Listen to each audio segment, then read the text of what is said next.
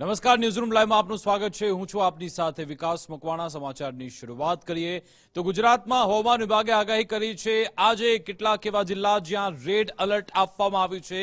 સાંજના 7 વાગ્યા સુધીમાં રાજ્યના 11 એવા જિલ્લા છે જ્યાં રેડ એલર્ટ આપવામાં આવ્યું। સાંજે 7 વાગ્યા સુધી 11 જિલ્લાના નાગરિકો સાવધાન રહે, જેમાં સાબરકાંઠા, અરવલ્લી, મહીસાગરમાં વરસાદનું રેડ એલર્ટ આપ્યું। પંચમહાલ, દાહોદ અને છોટાઉદેપુરમાં પણ રેડ એલર્ટ। નર્મદા, વડોદરા, આણંદ અને ખેડામાં પણ ભારે વરસાદની શક્યતા। ભાવનગર જિલ્લામાં પણ મેઘરાજા તાંડવ મચાવી શકે છે।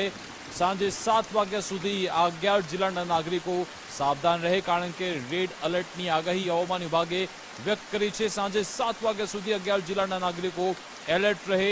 રેડ એલર્ટ એટલે કે ભારેથી અતિ ભારે વરસાદ તમામ જિલ્લાઓમાં વરસવાનો છે। આગામી 7 દિવસ તો આગાહી તો છે જ, પરંતુ આજના દિવસની વાત કરીએ તો આજે સાંજે 7 વાગ્યા સુધીમાં આ તમામ 11 જિલ્લામાં રેડ એલર્ટ આપવામાં આવ્યું છે। અને વિંડીની મદદથી આપણે સમજીશું આખરે કેમ આવી સ્થિતિ સર્જાઈ રહી છે। તમે જોઈ રહ્યા છો આ સિસ્ટમ જે એક્ટિવ થઈ છે। મહારાષ્ટ્રનો કેટલોક વિસ્તાર અને ગુજરાતનો કેટલોક વિસ્તાર, ત્યાં આ ગુજરાત પર જ આ સિસ્ટમ જોવા મળી રહી છે। અને તેની અસરના ભાગરૂપે મધ્ય ગુજરાતનો વિસ્તાર હોય કે પછી દક્ષિણ ગુજરાતનો વિસ્તાર, ત્યાં ભારેથી અતિ ભારે વરસાદ વરસશે। દાહોદ, પંચમહાલ હોય કે પછી ભાવનગર, વડોદરા, સૌરાષ્ટ્રના કેટલાક વિસ્તારો, દક્ષિણ ગુજરાતના અને મધ્ય ગુજરાતના કેટલાક વિસ્તારો, ત્યાં હવામાન વિભાગે વરસાદની આગાહી વ્યક્ત કરી છે। અને જે ગઈકાલનું જે અવકાશ હતું તેમાં પણ તમે જોઈ રહ્યા છો દક્ષિણ ગુજરાતમાં આજે રેડ એલર્ટ આપવામાં આવ્યું હતું। આ એ એલર્ટ છે। અને ત્યારબાદ અત્યારે એક સાથે ગુજરાત પર બે સિસ્ટમ એક્ટિવ થઈ ચૂકી છે। એ જે વરસાદી ટ્રફ સિસ્ટમ એક્ટિવ થઈ છે તેની અસરના ભાગરૂપે ગુજરાતમાં અત્યારે વરસાદ વરસવાનો છે।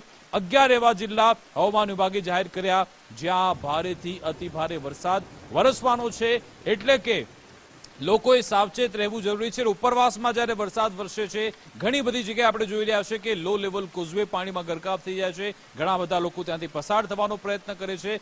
ભારે વરસાદમાં પણ લોકો બહાર નીકળતા હોય છે। તેવામાં જ્યારે આવી આગાહી છે ત્યારે લોકોએ સાવચેત રહેવું જરૂરી છે।